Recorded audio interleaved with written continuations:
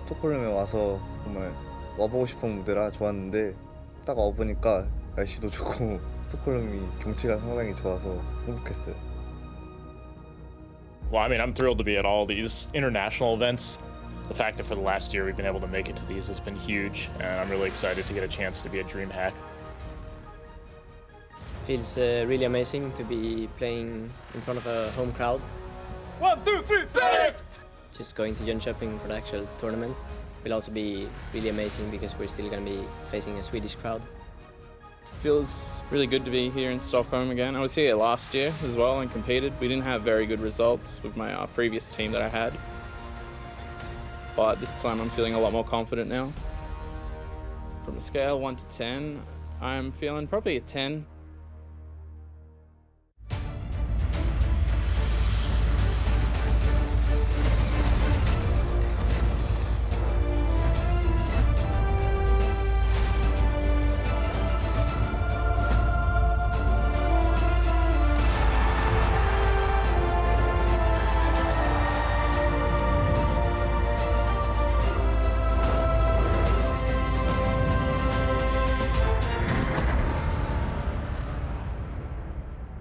It's a big tournament with a big feel here for Heroes of the Storm Global Championship Mid-Season Brawl. And it's a truly global competition we have this time, as 12 teams are going to be coming from across the world and competing in group stages into playoffs to figure out who is going to be our world champion. A warm welcome as we are live here from DreamHack Studios in Stockholm, Sweden, and we are here to find out who is going to be crowned our HGC champion. My name is Kyle Laris. I'll be your host throughout the next, well, about a week and a bit, actually. It's going to be a long, long tournament, and we do have some fine gentlemen joining us at the concave of analysis. I didn't want to really call it a desk because it's more of a concave as we've got it going on here. So we're going to start all the way down the line, and I'm sorry, but I'm going to butcher this. It is Mr. Manuel Grubby Schenkhausen. I can't do the Well, thank you very much, James Carol Kylaris. It's good to be here. It's a really hard name for me as well. Thanks. Yeah, I appreciate that. Good to be here at the Mid-Season Brawl Colors. Thank you very much. Of course, we do have Mr. Christopher.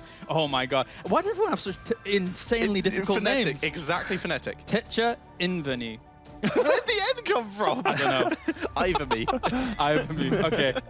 How are you doing, sir? I am fantastic. I am so looking forward to all the games. This is my first time at an event where there's some non-Western teams here, so I am super hyped to see the just crazy level of play from the Eastern regions. Yeah, it's always great to watch how all of these teams are going to be competing on the truly international and global stage. And of course, we do have a very special guest along with us, somebody who hasn't seen an analysis desk or concave as we have going on here. It's Fan, Fourth Guy Yang. Yep, that's me. Don't worry. My name is very easy to spell out or speak, so I'm just really happy to be here. I can't wait to see how these teams stack up against each other, how the regions stack up against each other. You know, can't wait for the games to start today.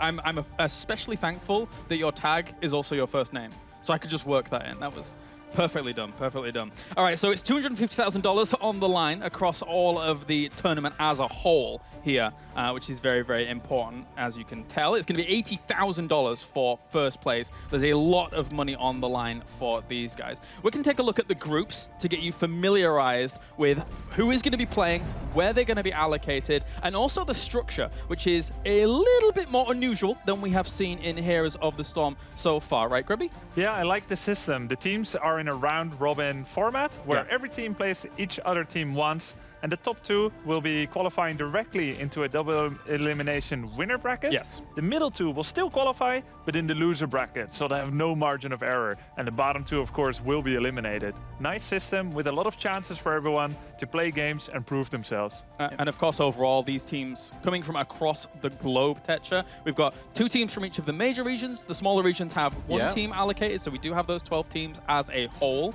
And let's kind of talk about Group A for a little bit here. You've got big, hard-hitting teams in there. You've got your Fnatics, you've got your MVP Blacks. Who really stands out to you going into that group? And especially considering that the format is a little bit different as well. Yeah, the format is best of 2s, where basically there is, you can either 2-0 or you can 1-1 or you can go 0-2. I believe it's 1 point for a 1-1. Yes. And it is 3 points for a 2-0. Correct. So you really want to get those 2 zeros at any point you can. It's the maximum number of points that decide how you go through. In terms of teams that stand out, we are once again, like you said, talking about the Fnatics, talking about the MVP Blacks, but we also have some of the minor region teams, including Nomia, who was super impressive at the last Western Clash. They earned a lot of fans just due to their exciting play style, and they came out of nowhere, so we're all happy to see them. I want to touch up on the format just a little bit again, Fan, because obviously you are one of our resident professional player here at the Analysis Concave. How do you see the best of 2 format coming into these groups? Is it advantageous to a player? What do you think about it from that perspective? Right, so about the best of 2 format, I've actually talked to a lot of players that are playing here today about this, and the majority of them love this format. It really lets you kind of show off what you have. You don't run into that situation where you just get knocked out by a really strong team and you're just out of the tournament. You get to play round robin against everyone else. It's gonna really allow the best teams to be at the top, and you know, it's gonna allow everyone to show exactly what they have. Now, let's gloss over Group B a little bit. Grubby, obviously you've got, again, big hard-hitting teams in there. Who really stands out to you? Maybe not the big hard-hitting teams. Is there anybody that maybe surprises you in Well, Group you B? know, just kind of sketching up the favorite for Group B is, of course, going to be L5. Yes. The Korean resident powerhouse. People expect them to be first and would be surprised at anything else. But the second, third, fourth spot are not quite as clearly defined, with Team Dignitas in that group, with E-Star and even Soul Torturers from Taiwan, who performed very well under the old name Big Gods as a multi-time representative of Taiwan. So You mean PBA? PBA, Yes. sorry, yes. PBA. And of course, they have a lot of international experience, and making it here under a different name, albeit, it's going to be very, very cool because they were the best from the minor regions at the previous big international tournament. Yeah. Of course, you did mention Big Gods in that as well, which are now Red Canids that are also in that group. And they feel like they have a little bit more hunger behind them coming into this one compared to previous. They do. For starters, like you said, they're made up of lots of different teams from Latin America coming together to make this sort of super team for this event. And when we spoke to them earlier, like you said, they were feeling hungry. They had a lot of confidence in terms of getting out of this group, which means you have to take out one of the, as we call them, league-styled, league format regions at some point or another, which consists of America, China, Europe, and Korea. Well, let's take a look at the schedule, see what is going to be presented to you going down the line to start things off. So later on, we'll have many a matchup. We're going to be having, as Fan mentioned, that round-robin format where everybody plays everybody. So over the next 5 days, there's going to be a lot of games. We're going to have 6 series each day. These are our 4 series to start things off. And our first match is going to be Fnatic going up against Deadlykittens. So that's definitely an interesting one. It's a very heavy clash of regions. Once again, like almost every single one of these games is probably going to end up being. So we can focus a little bit more now on our first match of the day to get things going, because everyone wants to see as many games as possible here. But that's the cool thing about this format. We're guaranteed 12 games today, no matter if it's a draw, no matter if it's a sweep, we're guaranteed 12 games today. So let's have a talk, guys, about Team Fnatic. They come in with a lot of weight on their shoulders because a lot of people expect them to do very well here.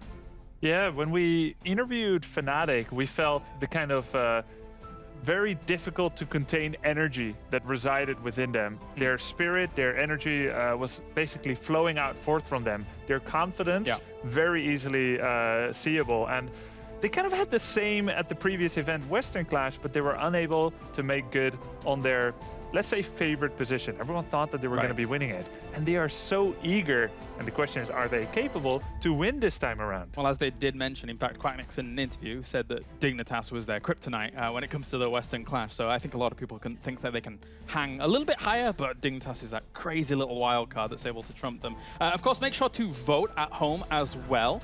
You can use the hashtag in your particular team as to who you think is actually going to win in the chat.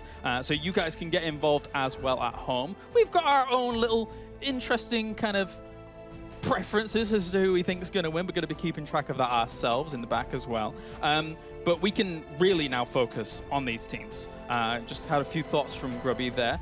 Let's continue with Fnatic for the moment here, Tetra. What do you think about I mean, not only their chances in this series, but just in the tournament overall, whatever you want to focus on. Everyone seems to be scared of them due to the fact that there seem to be, according to a lot of the teams that we've spoken to, two types of European meta, and that is the European meta and Fnatic. Because Fnatic, they will bring out some of the still good but slightly less often picked teams because it works with their style. Yeah. They play differently, which makes them a lot harder to prepare for. And of course, they're the only European team at one of these tournaments that's beaten a Korean team recently. Fan, is this a team that you've looked at, studied, analyzed, played against? Oh yeah, for sure. Talking about Fnatic, I think they're one of the strongest teams in the West right now, if not the strongest. Mechanically, they have 5 players that are all really, really good at their roles. And on top of that, I think they have probably some of the best game sense and game knowledge in the West. And I think that's what propels them to kind of take that, #1 spot in the West. Or at least that's what everyone thinks about them right now. We shall see. Of course, there is Smexy as well, getting ready, and the it's infamous begun. stare. The thing is that DreamHack oftentimes won't let it go. They'll keep on it. Silence for the stare. No, they gave it up. There you go. Smexy They wins. didn't want it. They're worried about his eyes watering over because he doesn't give up. No, he doesn't. He really doesn't. He'll stick on for a long time, of course. So now let's focus down on one of the in particular players that is a usual focal point, I would say, for Fnatic. Let's take a look at Wubby and have a discussion about how he is in his position. We see in the past a lot of him playing things like Dahaka, for example. Dahaka in the current patch is a far cry from what it used to be, but it's still very strong. What can you tell me about Wubby? Dahaka recently got a buff as well, but it seems like whatever hero Wubby is playing, he is the guy that will do well in his 1 versus 1 lane. He's the guy that will come in at the right time, flank, set up the fight for his team, and just do a lot of individual outplays. Wubby definitely a star player here on Fnatic, and it was still hard to actually pick a star player. Yeah, They kind of all are. Yeah. But he does very well for Fnatic for sure. He's fit in so well. You're right, truly a star-studded lineup. Any thoughts on Wubby, gents? His map presence is some of the most superb in the game. We already talked about his Dahaka, and the reason he's so terrifying on it is just how quick he is to react in terms of ganks and protection. But also, let's take an example pre-Western Clash with his Zeratul, where there was an amazing series versus Dignitas, for example, amazing map on Brax's Holdout, where Wubby basically solo won the game by preventing the actual objective being taken for almost the entire game. Yeah. It's terrifying to see how good he is at knowing where he needs to be. And I remember how that game ended, and That was, oh my god. let's hope Worth going back and watch that. not- Go to the YouTube channel. let's hope not too many core incidents. I'm not commentating, so it's fine. Maybe it won't happen. We'll see. But Fan, any last thoughts on Wubby before we move on? Yeah, Wubby, like everyone's been saying here, for me, it's like mechanics as a pro on a top team is a given, but Wubby's really one of those guys that has really good game sense, game knowledge. When you look at him, he usually just always knows what the best play to do in a game is, and he's usually always on top of that. I actually remember last DreamHack Sweden, Fnatic wasn't playing, but I was. I met him there, and the first thing I said to him was, hey, you're actually really, really good, and, look at him now. That's some respect. There you go. Respect from Fan himself, a guy who's won a lot of money in here as a Storm, actually, now that I think about it. Anyway, let's move on to our second team, of course, in Deadlykittens going up against Fnatic. Arguably the challenger coming into this series, I would say. Is that a fair assessment of the situation? Yeah, I would say so. They're a team that has matured a lot over the recent months and years. They have 2 Singaporean members, 3 from the Philippines, and they've done what they can to prepare for this event. They feel more comfortable. They hoped, of course, to break into that top 6, so that they, into the top 4 of the group, so that they can qualify for the next stage. And the interesting thing about the format, best of 2, is the pressure is on the favorite. At 2-0, when you only have 2 maps to play with, not as easy. And even 1 map here would be an advantage for them already, because they said they're going to try and steal points wherever they can. They just need to win 1 of the 2 here on paper to have done well. We got to see them, actually, I think it was exactly the same time last year, a few of their members as Imperium Pro Team. Since then, they disbanded, they went their separate ways, but we talked to them yesterday and got a lot of information about kind of their mentality moving forward, reforming, and finding a mutual maturity in that reforming, Tetra. Yeah, they seem to be very comfortable together, which is something that hasn't always been the case with the region. They all seem to put a lot of effort into their practice schedule, for example. Yes. In terms of making sure that they can get the games together and get that practice time, which isn't the easiest for the world for any team, really, organizing scrims, etc. Especially when they actually said they consider maybe some of it's harder to scrim in their region due to some of the level of competition. Yeah, there's a lot of memes about roster shuffles left, right, and center. But for these guys, they seem to have found themselves their own rhythm. Again, we were talking to them yesterday, and they were telling us about how they were trying to practice in their region, and they were traveling massive distances to just even get better ping. So they're taking this very seriously, fan. Yeah, definitely. And I think a big part of all this is, you know, even though it's like a favorite team against an underdog, you know, in the best of two, a single map matters. So all they have to do is take a single game, and that would be a pretty big upset. So they can play without stress. They can play any strategy they want. Yeah. They can be reckless. And I think that that is something that Fnatic has to watch out for. All right, well, a reminder out there, ladies and gents, to keep on voting in the chat with the hashtag of which team you actually want to win, or you believe is going to win, whichever one you want to actually choose down the line there. But we can take a look at now what the maps are going to be, as there are 2 bans and then a pick from that point on here in this best of 2 format. So without further ado, let's find out what our first map is going to be between these guys as we stare lovingly into the eyes of Fnatic. And you can see here that our first map is going to be Battlefield of Eternity. And then, Second Cursed Hollow. no, that's Infernal Shrines. That is Infernal Shrines. Yeah. Infernal Shrines. It looks very yeah. purple. It's so purple. It is, yeah. Yeah. So yeah, but no, it's an Arcane Punisher. being Fnatic very banned angry. Dragonshire and Deadlykittens banned Sky Temple. Very reasonable. We were talking about the fear of the Dahaka. Yes. It'll put Fnatic on any kind of map with globals. You could see Brightwings, you could see Dahakas. Anything with globals and Fnatic are terrifying with. So very reasonable ban. They've done their homework. Well, that's actually something that's very interesting. That is an overarching topic that we need to talk about before we get into this first draft phase. Everything's shaken up. There is metas flying left, right, and center from all of these regions. And when we see it time and time again, when we get a truly international tournament, when everything clashes, that meta evolves so fast. Is there anything that really you're truly expecting in these drafts to come out? Or Well, you know, we're playing on the patch from the 31st of May, and that is the Diva patch. yes, And we also have a small buff on Tassadar and on Dahaka, so we might see a little bit more of that. But the really interesting thing is they haven't seen each other for a few weeks. Yes. Everyone has been practicing under the radar, and that is pretty cool.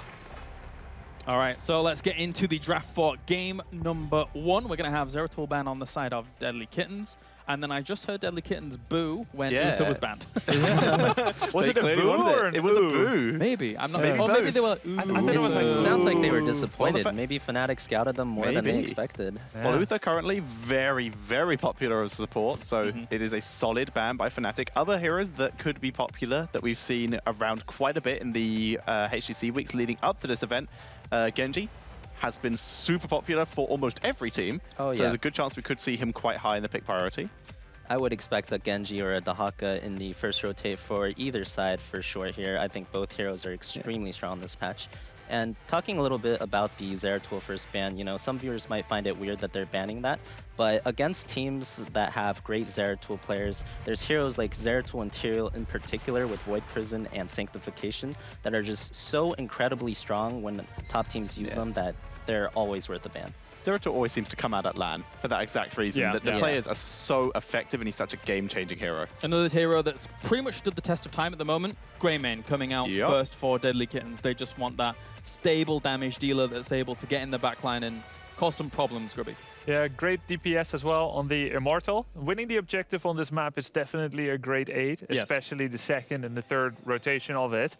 And with Greymane, you pretty much have a dedicated assassin that can do one of the highest DPS in the game on that thing, while still being a great warrior and assassin killer as well. He's pretty much got it all. Oh dear. Ooh, and we see an Anubrak Genji rotation. Those are two of the other... Anubrak, of course, is another hero considered extremely strong this patch, so it's looking pretty good for Fnatic right I want now. to point out here that Fnatic is not pulling any punches. They said that they went pretty easy on their scrims in their last few days, not showing too much, but that as soon as they hit the group phase, they're going to hit it running. they're going to take all the things that they think are good. And we know Nubra, Genji, they're the top of their class at this moment. Yeah. So they're not underestimating Deadlykittens whatsoever. They cannot afford to. Anubrak, at least, though, is a hero who sort of was a little bit less focused in some of the eastern regions as opposed to the western regions. So seeing it picked up this early by Fnatic is very indicative of the western prioritization of it. And with the Genji as well, that is an incredible setup with some good burst follow-up. Usually we're seeing the Cocoon coming out. Usually we're Yeah. seeing that Genji going down to the back line, start working on those squishies. Okay. Ooh. Getting into it. Artanis with the Tyrael. So very melee-heavy lineup so far. The cool thing is, this being the first match of the entire tournament, we have all these separate ecosystems of metagame and Exactly. picking priority. Right now, it's looking extremely different. I could not possibly have predicted that Artanis would be this high on the list, and it's only as the tournament goes on that they try to learn from each other. It's like, oh, this works really well. I mean, these two setups already, to me at least, I don't know if you would agree, scream, we want to avoid fights and just race. We want to fight, right? Fair to say? Yeah, that's pretty fair to say for sure. It looks like Deadlykittens, you know, they're drafting a heavy melee brawling style comp that ideally they just want to be able to burn your Immortal as fast as possible. Greymane and Artanis, two of the best heroes in the game on BOE at doing that. But even if they have to fight, you know, I think those are some pretty strong heroes to be brawling with. So interesting to see how Fnatic responds here. And this is why it makes sense with Fnatic actually banning out the Sylvanas. If you're looking to just poke down the enemy's Immortal, the only time you're going to be able to capitalize on it is after you've won it. And Sylvanas is the best hero when you already have an Immortal on your side to follow up. Some of the shortest games ever in Heroes of the Storm are with Sylvanas on this map for exactly that reason. Alarak ban coming in. What do you make of it, Grubby? There's some pretty heavy anti-Wooby banning here.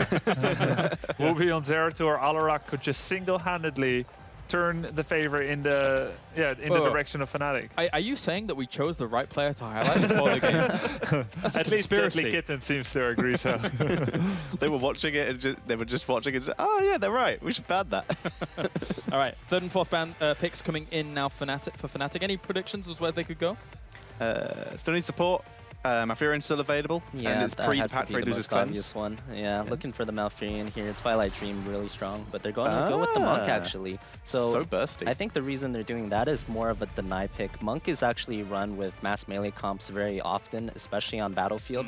Not only does it race really quickly, but when you get your AoE healing on top of a mass melee dive composition, you get basically 5 times the value that you normally would, right? If you're running like double backline Monk's W, it doesn't heal the whole team. But if your whole team is diving in and you're just one death ball, the AoE healing value there is actually extraordinary. So do you think maybe Rhaegar might be better than Malfurion here for that exact reason? I think Rhaegar is a little less optimal. I would still go with the Malfurion if I were Deadlykittens. Monk is pretty unique because the AoE healing will hit everyone, whereas the chain healing from the Rhaegar has a limit to how many people it can hit. That's fair. See But what they do. If Deadlykittens has such a good racing team so far for the Immortal in Artanis and Greymane, they need the disengage. So we do think of Malfurion and Tangle zoning. That's something to keep the opponent at bay. There it is. That's a lot of with damage. Tychus. Very high damage team drafted for Deadlykittens. They have 3 potential percentage-based damage dealers on a warrior. Though against a Nubarak, that's not necessarily the priority. Well, at this point, we're waiting for Wooby's hero. Any thoughts? An interesting thing to note is that Deadlykitten has a lot of physical damage on their team with the Greymane, Artanis, even the Tychus. Yes. And physical damage dealers are generally considered a lot better against a Nubrak because they can kind of ignore his spell shield and his passive spell armor. So looking at this, I think that Deadlykittens actually has quite a scary composition. I would not want to be the Nubrak on Fnatic right now. You know, Breeze is going to have to play really carefully. So would Wooby then lean towards a second warrior to aid that situation, or do you think they need a bit more damage on considering the map? I think something that can kind of hold up the front line would be great here. And it's a Okay. last pick. Wow. Yeah, so it is a front line, sort of. Wow. Monkey King Samuro coming out. Samuro, of course, a very controversial character these days, where basically we don't see him in competitive at all, just to underscore how special Absolutely. this is. Yeah. His win rate on the ladder is really good, but we just never really see him. So there's this big disconnect in what we think we know about Samuro and what the most of the player base feels that he is strong. And now Yeah. Fnatic is finally bringing him in here. I mean, yeah, we need to accentuate this point quite a bit because this is very rare. Fan, like, looking at why they would pick Samuro in that situation, does anything stand out to you? Yeah, actually, the map stands out to me a lot. Samuro, when he first released, I thought he was extremely good on Battlefield just because when you have Samuro plus his 2 illusions hitting the Immortal, it's actually one of the fastest racing heroes. No one really picks Samuro, so you don't know about that. It's not really common Yeah. knowledge, but he actually does race really, really fast. So if they can get him on the Immortal, you know, it could turn out to be really good for them. Tetra, thoughts on comps or Samuro? Either one. Well, for starters, like you said, the racing is now evened up quite a bit because before, Deadlykittens' racing comp looked super good. Like, Li Ming's reasonable, but can be blocked very effectively. More for the poke on this. Exactly. So overall, that pick, for starters, really interesting. And if they go for Illusion Master, they can actually rotate and soak lanes as well and Yeah. rejoin the fight quite quickly. So, which on this map is sometimes neglected because you're so close anyway, you feel you can rotate, but a lot of teams don't. So overall, really liking the Samuro. Right. It feels like there's the potential for chaos as well, Yes. especially if Illusion Master came out. That would, because you can be everywhere. In essence, you can be kind of tricking your opponents, doing whatever you want to do. So, looking at the compositions, you were mentioning that you think that Deadlykittens was in a good spot for a lot of the time. Does the Samuro change that enough for you to say that their composition for Fnatic is like, okay? I think Fnatic has definitely run this before. I don't think they're just pulling it out of the Right. blue. So, yeah, I think Fnatic, they're probably going to do something like just let the Samuro solo hit the Immortal while the other 4 defend. You have a Nubrak, Genji, Li Ming. These are very hard heroes to catch, and they're really good at poking. So I kind of see what they're aiming to do, and I like it. I want to ask you, gents over there, if you took away the names for the teams during the draft, I was just doing that. yeah, I knew you were doing Yeah. that. That's why I'm asking. Yeah, because you can't just see Fnatic and be like, oh yeah, I know what I know about Fnatic. I feel very emotional about them. When Yeah. I see them, my jaw generally drops in awe at how they're team fighting, how they're controlling things. If we don't see the team names, I would say effortlessly the draft of Deadlykittens just does really well. Yes. Like if both are poor in execution, it'll just kind of steamroll over Fnatic's draft. Are you in the same camp, Tepchi? You're pulling a face. I am, because I'm looking at it, and this comp, with the Anub Genji, what the usual result is to attempt to blow someone up as quick as possible. They're versus Artanis, Tyrael, and Malfurion. Malfurion is not so much burst heals, so he's a little bit hard to deal with, but he does have Ice Block later on. It's going to be very difficult if Tyrael plays on point to kill people. So if they can get a couple kills early on against Greymane or Tychus or Malfurion, for example, that could do well. In the late game, if Tyrael plays well and if Malfurion is good in his Ice Block, it's going to be really hard for Fnatic to actually pick off people. Right. Do you feel, I mean, Fan, you mentioned that obviously the Samuro thing is something that they probably ran before. There's no Right. way that they would just pull this out in this kind of circumstance. How do the other teams in this group look at this? Because that's not a normal way to exactly start the tournament. I mean, the first couple of picks were, but then all of a sudden it got a bit strange. I think it's a great way for Fnatic to start the tournament. They're probably looking to go in and make a good impression. If they perform with the Samuro and they put the fear of Samuro in the other teams, other teams are going to have to choose between maybe banning Samuro on BOE. And that's kind of a wasted ban if you have to do that. So it puts a hard choice on the other teams in the group if they perform really well with this pick. Right. Well, I'm going to ask you for predictions, but you can take your time over your answers and kind of give me some good kind of rounded thoughts on things, because I'm just getting word that we're still waiting for the game to begin. We're loaded in, but it is paused currently. So thank you very much for your patience, gents. So we're going to start all the way down at Grubby. Give us some of your thoughts as to what's going to happen. Well, the first thing that I want to look out for is actually that Deadlykittens has quite a weak team until they get to level 10. Right. Both Artanis and Tyrael are heavily contingent upon their heroic abilities to stay alive. Sanctification and Suppression Pulse are very important to actually be good. So what I'm worried about is that Deadlykittens has a team here that against such a cutthroat team as Fnatic, who really punishes mistakes, have a good early game and so on, kind of need time to get into the game. Okay. That part concerns me a bit. For the rest, they need to be very good at killing Karazim's Earth ally, which blocks a lot of the auto attack based damage that they have. So their coordination needs to be very good, and they need to be able to get into the game. If they can, they have a good chance. But I'm a little fearful of Fnatic's and Nubarak and Genji. I do think Fnatic has a bit of an edge here. So you're going with Fnatic? Yeah. Okay, so Tetcha, shorter thoughts now as we're almost ready to go. Yeah, I'm leaning more towards Fnatic. I think Fan may have hit the nail on the head with the Samuro solo and the other 4 defending, and they have a Nubrak as one of those defending heroes, and they still have the potential for burst. I'm leaning towards Fnatic. Fan? Yeah, once again, I think Fnatic's heroes are very slippery, but on top of that, you only have a Tyrael, so no stun tank. You have Artanis, who only has a swap. Yep. So it's going to be even harder to catch Fnatic's heroes without the stun tank. So for that reason, I'm thinking Fnatic, they're going to be really hard to kill, and you know, even if you can race, if you can't kill them, they can defend. All right, well, thank you very much, gents. I think I'm probably going to be going with Fnatic as well, considering their reputation going into this. For now, we're going to head over to the commentary team for the first game here in just a few moments' time. But of course, let's check in with the vote to see what you guys think as well in the chat. Ooh, okay then. Oh, not 1%. maybe we shouldn't have checked in with them. All right, thank you very much, gents. We'll check in with you later on throughout this series. For now, we're going to head over to the commentary team of Kaldor and Dreadnought. Welcome everybody. We're going to head into the first game in just a few. We have Artanis, Samuro, and a pretty good game on our hands. It's crazy the fact that game number 1, you know, we have such a wild draft here to start off the mid-season brawl. It's amazing to be here. The hype between all the players, I'm just so excited to get started. Yeah, it's absolutely going to be amazing. This is our first map. We're on Battlefield of Eternity, and to the left side of the map, it is in blue. Team Fnatic with Wooby on Samuro, Smexy on Karazim. We have Breeze on Anubarak, Shrimpy on Liming, and Quatnix is playing Genji in this game. And here in the red, we do have Deadlykittens. Mir is going to be playing Tyrael, Stronger on the Malfurion. NSJ playing Tychus. Greymane will be backed by Zaze, and last year we have Enavir on the Artanis. I have to say that this is just absolutely crazy. The last 2 days, we've been watching so many scrims, just looking at the regions clashing, and now we get the real thing. And Fnatic, of course, the analysts have already talked about it. They come out swinging. They really want to make a big tournament happen for themselves here.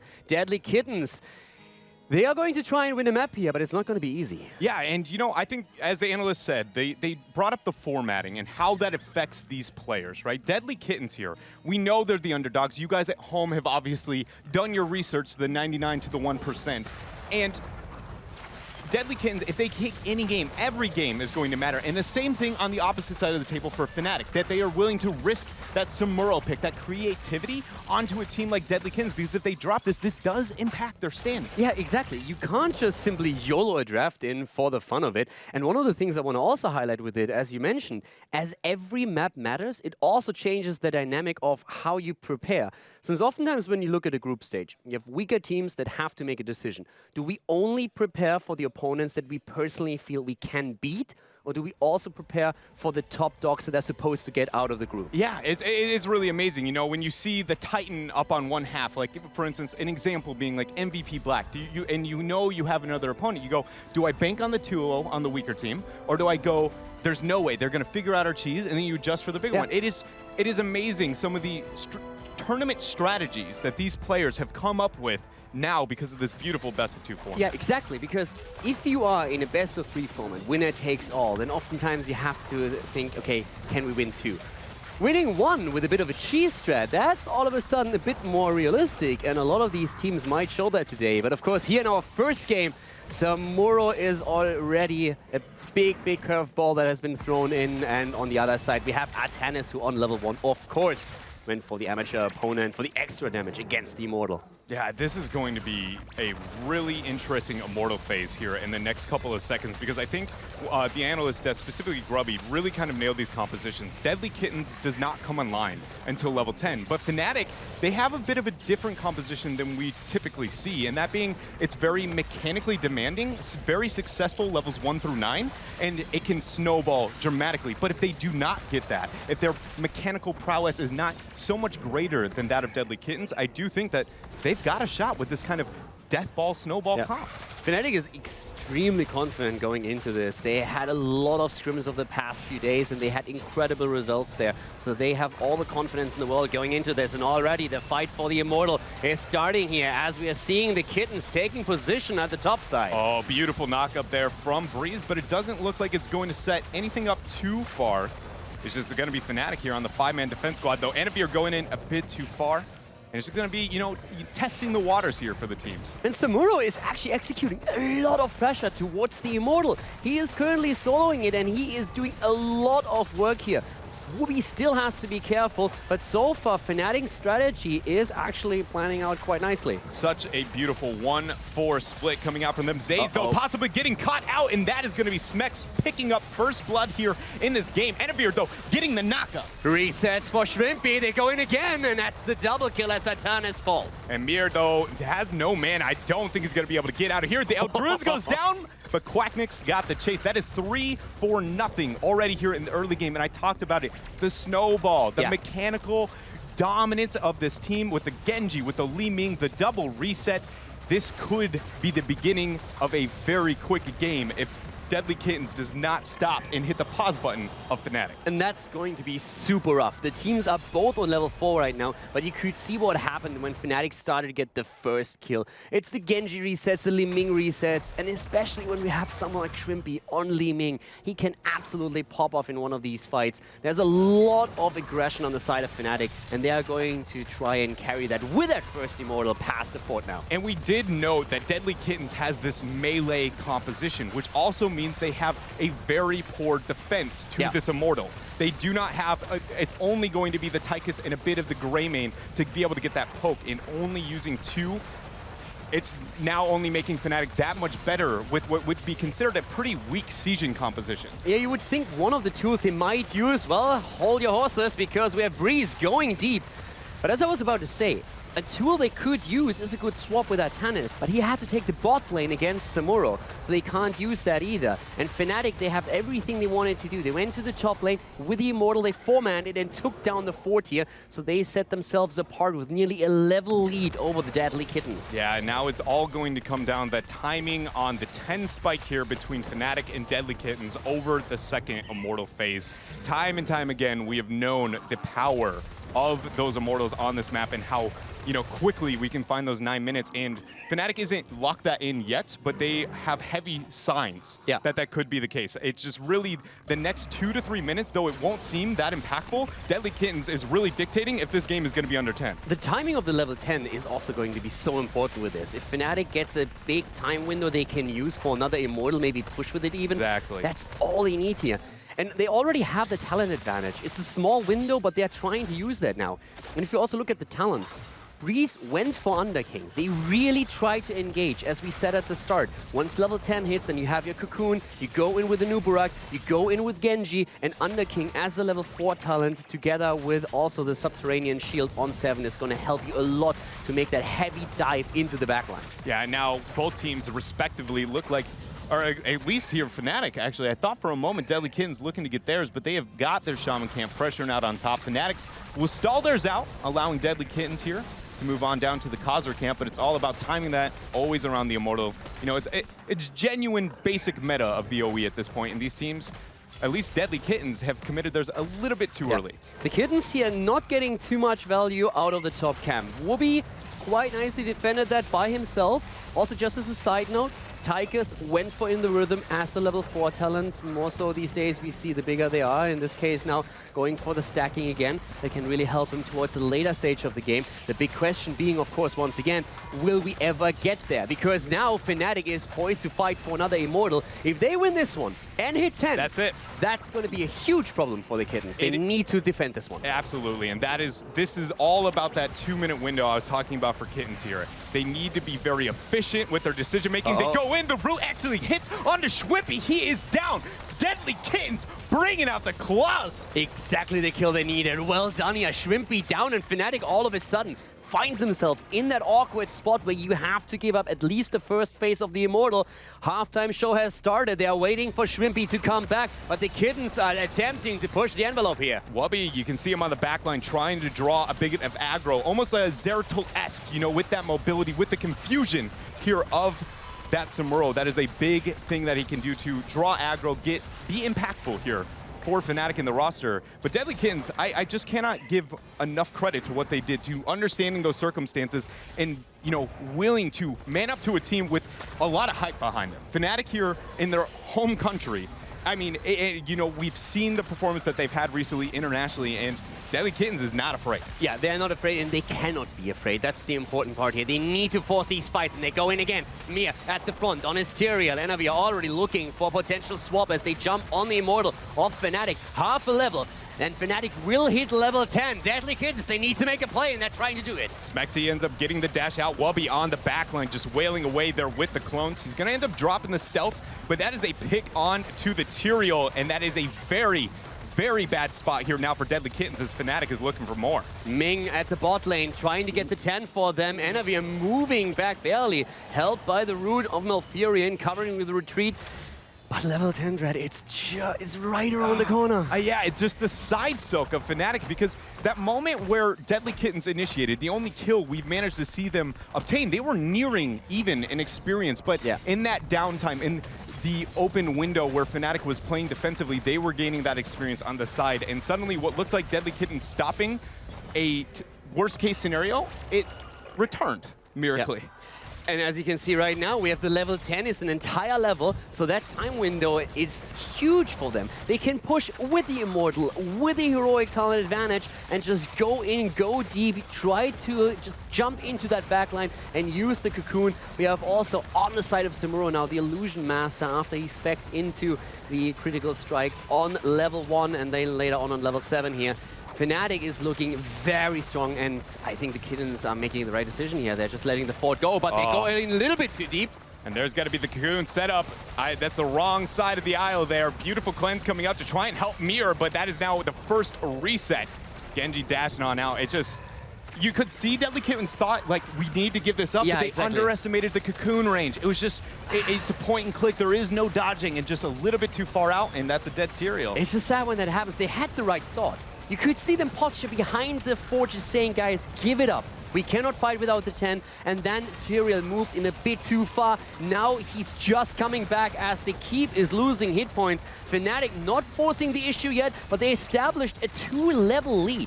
Yeah, and now you see Wubby the entire time has just been side-soaking, only furthering this advantage for Fnatic. And Deadlykittens, maybe a bit of panic we can experience right now. You see them looking, guys, we need to try and take this fight, because they are quickly realizing these even talent tier fights are escaping their grasp in this Battlefield of Eternity. We're 10 minutes into the game, and both of the forts are gone, and the hit points on the bottom keep are reduced to half.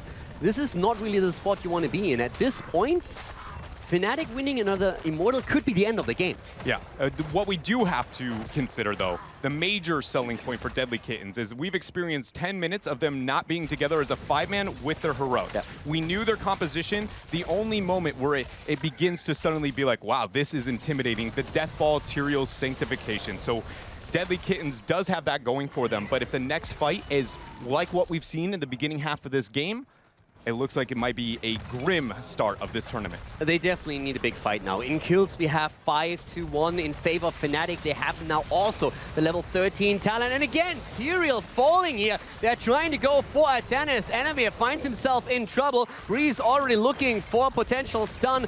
And this is not looking pretty for Atanis. But he gets the shield, is not able to escape though. One thing I will note, though this does look like a very dominant performance from Fnatic, they also, their initiation is not as clean as I expected from them. But, you know, they've shown that they're willing to flex the Samuro. We talked about the confidence that they had in their interviews. It legitimately feels like it's flowing out of them. It's contagious, really. And let me just come back on the Samuro pick for just a second. This is really something where other teams that look at this are now saying, did they just throw that out? But even if they lose a game against the Deadlykittens in that setup, it's tricky. So if you are a team that faces Fnatic later on, this is really one of those picks that is going to throw you off. Yeah, it very much creates that. Was that because they were so confident mechanically over the opponents, or was this more of like a, this is meta under their interpretation? Because, you know, as we heard from Tetra, there's 2 European metas, right? Yeah. You have the European, and then you've got Fnatic. that's definitely true. They have a couple of aces up their sleeves. For now, though, it's all about the Immortal again. And Fnatic, they might have gotten a bit of a lead in this Immortal phase, but so far it's the Kittens still defending quite nicely. Keep in mind, they are still down a talent, though. Yeah, and the entire time we have the Samuro wailing away there up on top, trying to get that pressure out and then dropping the clones, just cycling. We have 3 presence of Wubby at all points in time, and he is just applying too much pressure. And if you can see, again, that kind of lack of respect, realizing that he wants this fight, but he doesn't without that 13 talent here. And meanwhile, Wubby doing way too much work. The Kittens on the clock here. There's no doubt about that. They are in a really awkward spot where they have to deal with Samuro, but they also have to defend the Immortal. And Fnatic, they keep posturing around. And they have Li Ming, Schwimpy, just barreling away at the Immortal. And now they're trying to go for Tychus, and that's the kill. They end up getting the secondary knockup. Genji going in there with the Dragon Blade. That is now going to be 3 members down. The Cocoon letting the 4th alone. Reset City.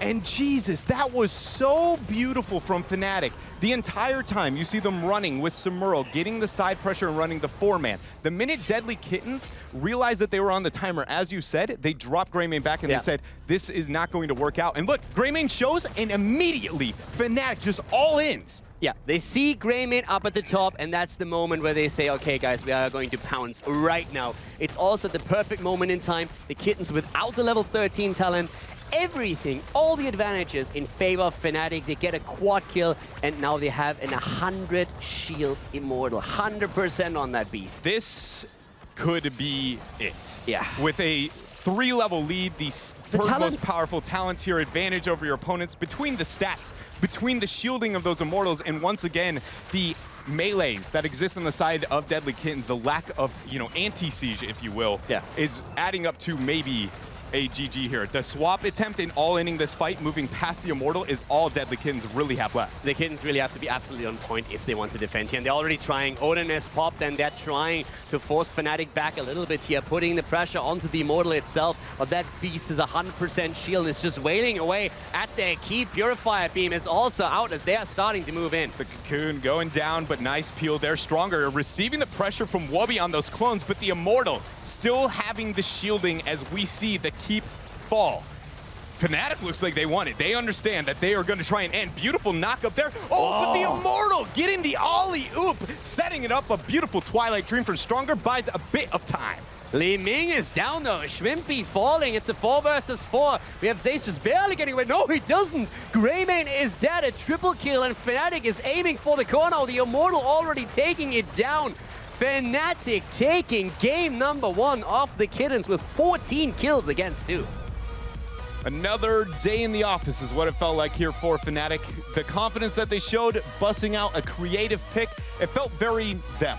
Yeah. And so I really like to see that for a first game out of a tournament. I think that really is telling that, their words are going to possibly be action at this point. A lot of patience when it was needed, and then just flipping the switch, going in with the aggression, taking the opponent down.